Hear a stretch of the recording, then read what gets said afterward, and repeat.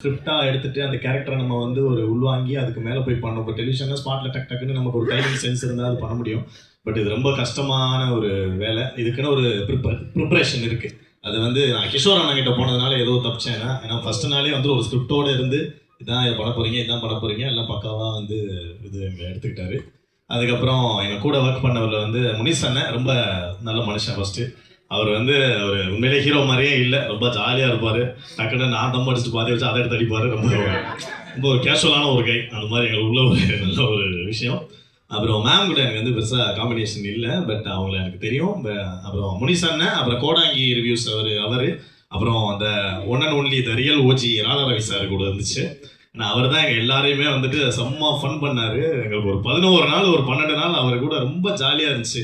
ஏன்னா யாருமே கலாச்சிக்க மாட்டோம், பட் அவர் வந்தாருன்னா செட்டில் எல்லாரையும் கலாய்ப்பார். சுதர்சன் சார்லாம் வச்சு வாங்குவாப்புல வேற லெவலில்.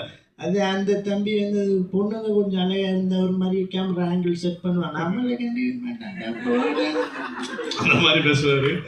அது மாதிரி ரொம்ப சின்ன சின்ன விஷயம் கூட ரொம்ப சென்சிபிளாக இருக்கும் அவர் சொல்கிறதுலாம். ஒரு வாட்டி ஒரு ஷார்ட்டை கொஞ்சம் சீட் பண்ணி எடுக்கிறோம் சார், கொஞ்சம் அப்படி வாங்க சார், டக்குன்னு வந்துருங்கன்னா ஃபஸ்ட்டு கேமராவே மூவ் ஆகலை. அதுக்கு அவர் சொன்னார், இது ஃபஸ்ட்டு கேமராவை மூவ் பண்ணிங்க தம்பி, அப்புறம் ஆர்டிஸ்ட்டை கூப்பிடுங்க.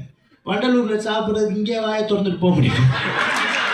யோசிச்சு மிரண்டுட்டேன் நான். என்னடா மனுஷன், என்னடா இப்படி ஒரு ஸ்கில்லாக எப்பேற்பட்ட ஒரு பஞ்சை வந்து அசால்ட்டாக அடிக்கிறாரு. ஸோ அவர் கூடலாம் ஒர்க் பண்ணது நிறைய எனக்கு வந்து ரொம்ப நல்ல ஒரு எக்ஸ்பீரியன்ஸாக இருந்தது. அப்புறம் கோடாங்கி ரிவ்யூ